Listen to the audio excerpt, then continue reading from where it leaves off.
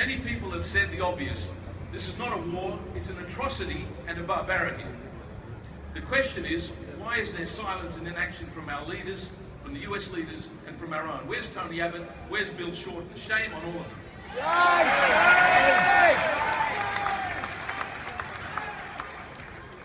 I'd like to make two more points before I wind up.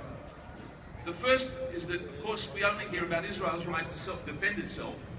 And not only is the question, what about the Palestinian right to defend itself, we have to understand how the Israeli government and the public respond to this question of the existential danger, as they call it, a delusion about the fear from the Palestinians to their existence. This attitude is extremely dangerous because it justifies what have been quite open calls for literally genocidal terror on the Palestinians. These are calls by members of the Israeli parliament. Not only in the streets do you see Israelis calling death to the Arabs, which is terrifying racism, it's members of the Israeli parliament, the Knesset, that are explicitly making calls like this. I won't try and detail all of it. This is a very important point to understand about the problems we're facing and how things can spiral out of control.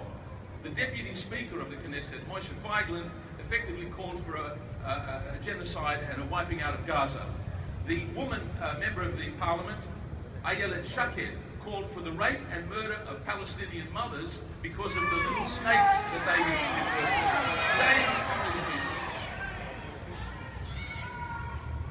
And one other example, the Times of Israel recently had an editorial which was pulled down, but it explicitly called for genocide. So let me address what we can do. There are a few things that we can do. Israel has not been held to account in the past. We shouldn't have to come out here every few years for these horrors that we saw in 2008 and in 2012. Israel has not been held to account, and we must act to force Israel's impunity, to end Israel's impunity.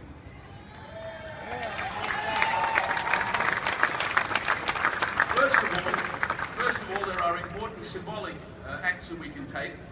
Two English towns, Bradford and Preston, are flying a Palestinian flag on their town hall.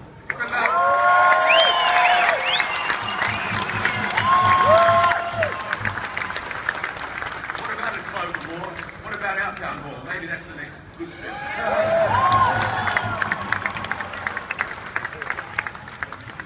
Second of all, it's important we all know there cannot be peace without justice. It's not peace if there's no justice. We have to press our politicians and our media to bring Israeli officials before the International Criminal Court, where they can be tried.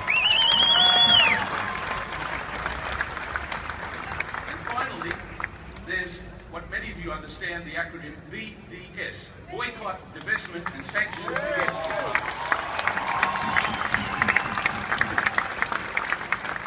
There's growing worldwide support for boycotting, divesting and sanctioning those that are profiting from the occupation and that are causing the illegal settlements to flourish. We must boycott, divest and sanction until Palestine is free. Free Palestine!